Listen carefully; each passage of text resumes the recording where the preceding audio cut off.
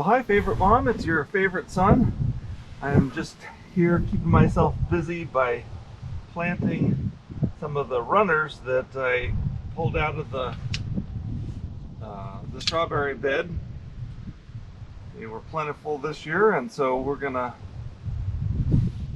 have some that stay outside, and then these we're gonna bring inside. And I don't know if you can see that or not. I'm using a little bent or unbent paper clip to hold the strawberry down into the dirt. But as you can see, it's a beautiful day here in downtown Muirwood, Alaska. And so I have been telling you about the mulcher that I recently purchased that's been working really well for us. And so I thought I'd do a demonstration for you. Does that sound like fun? Let's do it. Behold, the SunJoe CJ603E electric silent wood chipper and shredder. You don't believe me that it's silent? It says right here on the instructions. Still don't believe me? All right, well, I guess listening is believing. So let's switch it on. Do you not hear that? It's even got a beverage holder right there. What more could you want? You have to kind of assemble it a little bit when it arrives. This whole unit is in one piece, but these legs you have to put together. And I tried following the instructions, but they didn't work really well. And I think the reason is, you look up in here, these were not bent to match where they belong. And so what I ended up doing was I took the wheels off and everything and just made it really loose. And then when it was loose, I just bolted it in here, and I had to kind of force it. But once I got it, then it fit well. And then I could put together the wheels so that everything was nice and tight. So it seems to be fine now, but I just had to take some liberties with the instructions. One of the instructions that I did not decide to follow, that I found out is very important, is this little wheel right here. And what's it for? I thought this would determine the size of the chunks that were coming out, but really what it does is it puts a plate up against the cutting blades as they come through. And so one of the things that the instructions said that I needed to do was cut a little bit of the plate when I first start, and then you'll see some shreds of aluminum or metal or whatever it is go down into this bag, and then back it off slightly, and then you know that it will cut well. And you do have to, if I do a whole day, I have to do it about halfway through the day in order to keep it cutting well. So we turn it on. Now that's some power. And then I'm going to tighten this up. Is it all right if I put you in this bag? Yeah, okay. Now you'll see some of the metal shavings come down.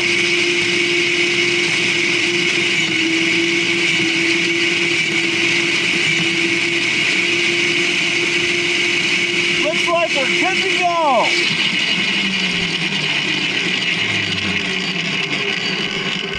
All right, why don't you come on out of there? All right, now I emptied out the shavings from the bag and stuck it back on there, so we're good to go. One of the things that you may have noticed is that I've changed my outfit a little bit. I've added this extra headgear for safety reasons. Apparently, this unit has two modes of silent. One of them is what you hear now, and the other one is about 90 decibels.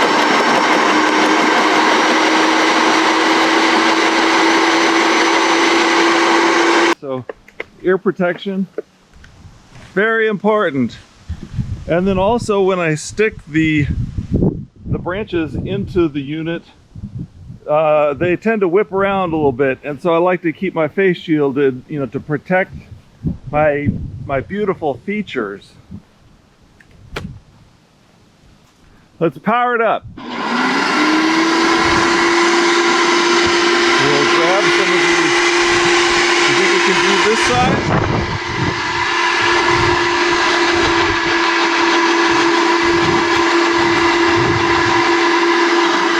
Yes. Let's see if they can do this side.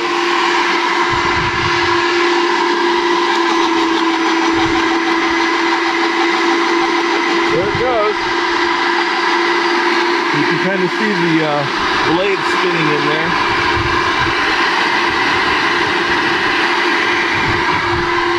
All right. Let's give it a little bit more of a workout. Let's go this side.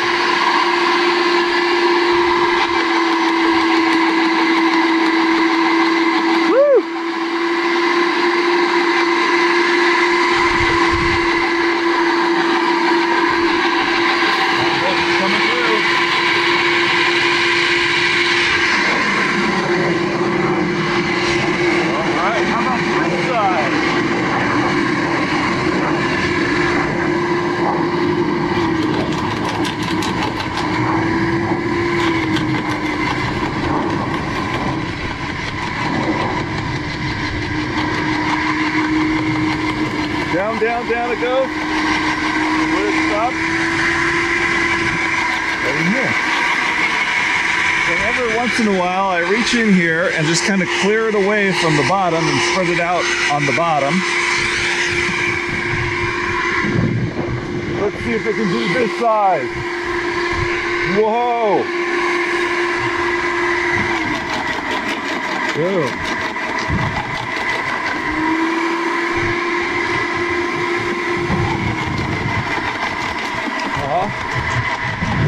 Pretty awesome. Filling up our bag.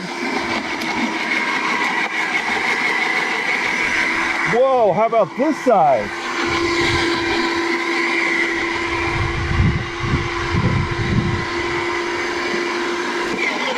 Whoa! Whoa! It's going for it.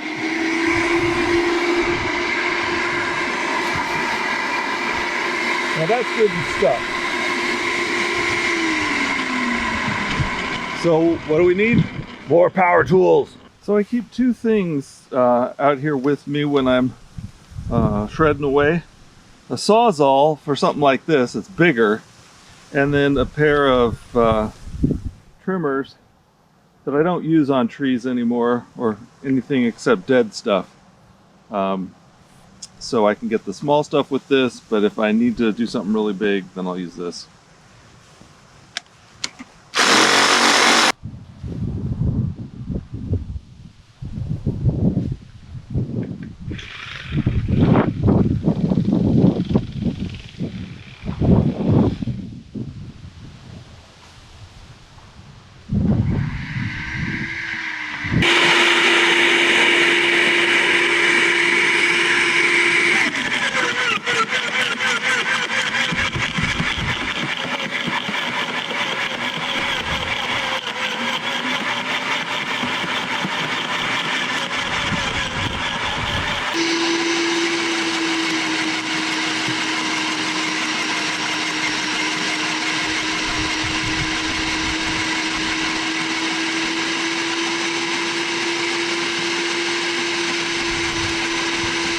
Now, one of the things that you'll notice is sometimes it will get jammed. See, I put something in there, even though it bites into it, nothing's coming out down here. That's because it's all jammed up in there. And at first I was concerned about that, but I found that's actually a feature I really like. And I'll show you why.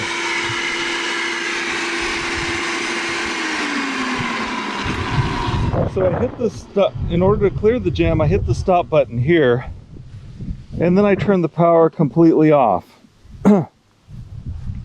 Probably best practice is to unplug it as well, and I probably would do that if I needed to, or if I was in any danger. But fortunately, my hand and my arm are so big that they don't fit in this far enough to be able to touch the blades. I tried it when it wasn't plugged in, tried to reach out to the blades, and I just can't get there. But for your hand, I would not suggest doing this. Maybe, you know, unplugging it. And I kind of want to jam it up. And the reason why is that what happens is when it's jammed, then all of the pieces start going through this these blades over and over again, and it really turns it into a finer mulch. And so I just reach up in there and see the leaves will come through, you know, usually whole like this when it goes through the first pass. But as you can see, if it goes through several passes, the leaves get really nice and mulched up. Look how those tiny little pieces, I love it.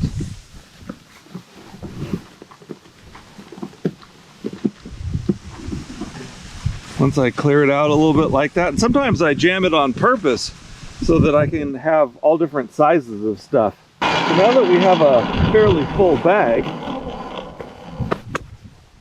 you've probably noticed this gorgeous blueberry right here. It actually even has a blueberry on it that just never ripened. It formed too late in the season. So the next tool that I'm going to use is this Ego battery-powered weed whacker. You probably recognize it. It's the one that we borrowed from Emily like 5 or 6 years ago. Don't show her this video, okay? Because we don't want her to remember that we have it.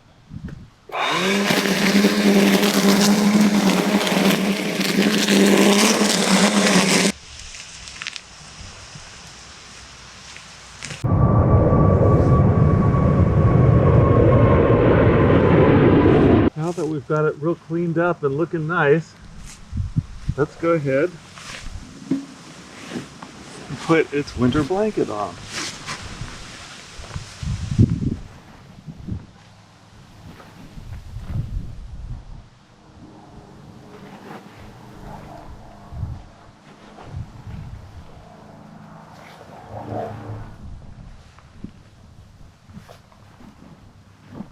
All right, I'll cut up a couple more bags and get wider and deeper and just really put a nice layer, maybe 3-4 inches, and it should be good. Here's a good example of one that I keep these handy for. When they're in a wider V, or there's multiple of them, that can keep it from going through the opening. So I just knock those off, and then we're good to go.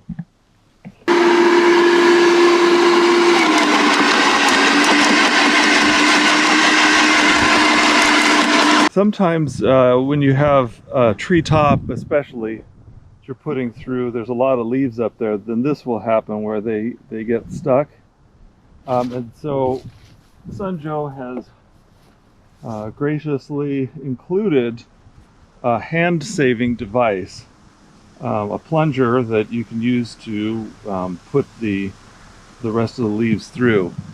There will be a tendency or a desire to want to use your hand to do that, but 4 out of 5 hand surgeons do not recommend using your hand to push the leaves into the hopper.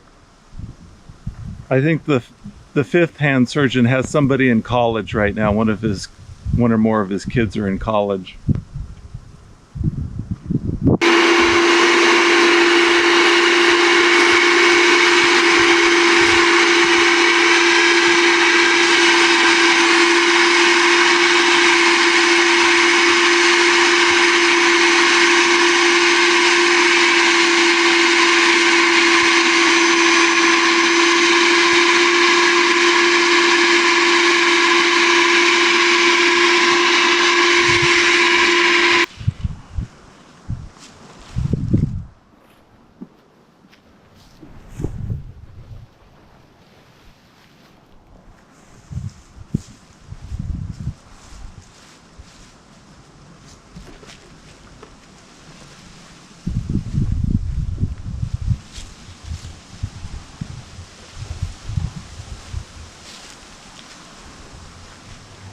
Once I finish a plant, then I let the SunJoe sit while I go do another task for maybe half hour or so, just to make sure that I don't ever overheat the motor and that the blades can cool off.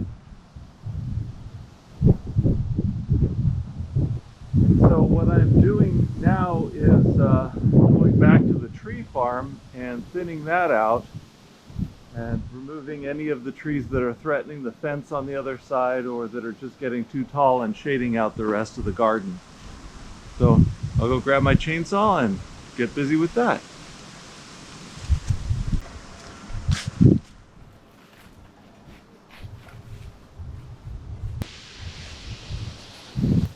Notice how these trees are all self-mulching. How a lot of weeds grow at their base because in the summertime the canopy blocks out all the light, and in the fall they lay down their own bed. Genius. These I'm going to keep, but these are too close to the fence, so I need to get rid of them.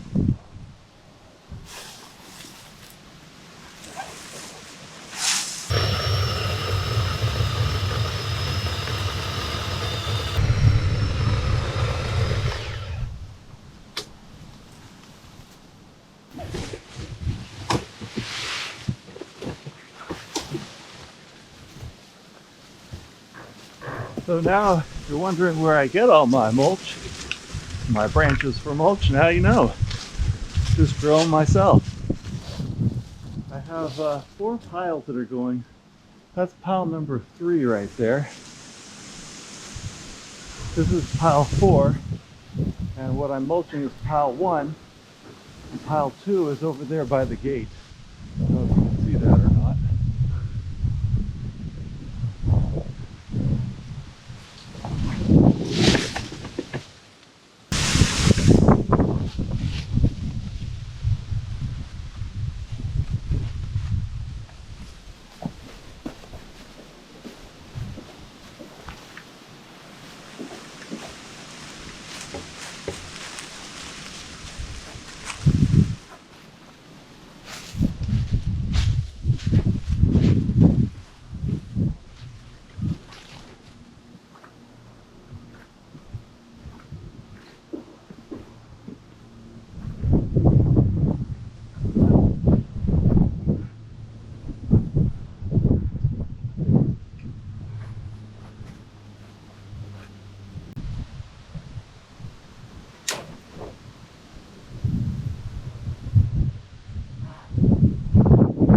I'm just going to use the chop saw to cut into chunks like this. I'm not going to split it. It's not real thick. Some of these I might end up splitting later.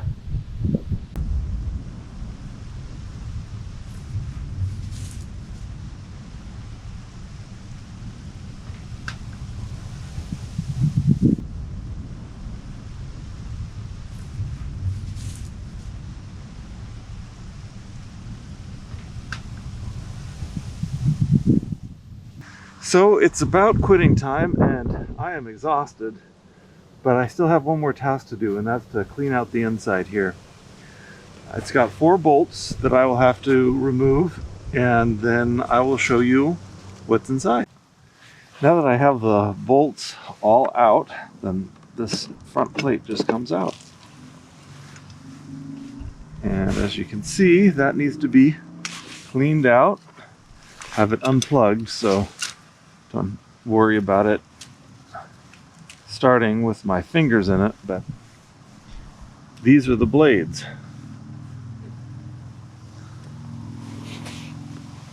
And it gets all sorts of stuff stuck in them.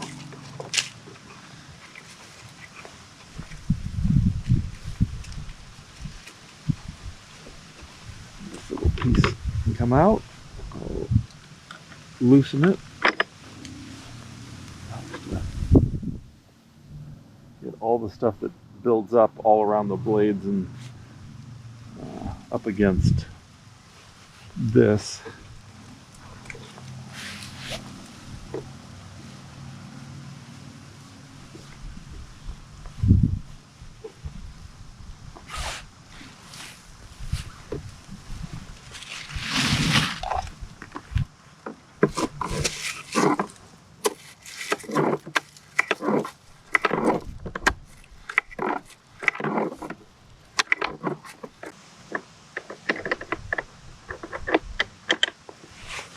Another thing that I really like about the design of the SunJoe is that these don't come out. They just come to the point where they're loose, but you don't have to worry about losing them.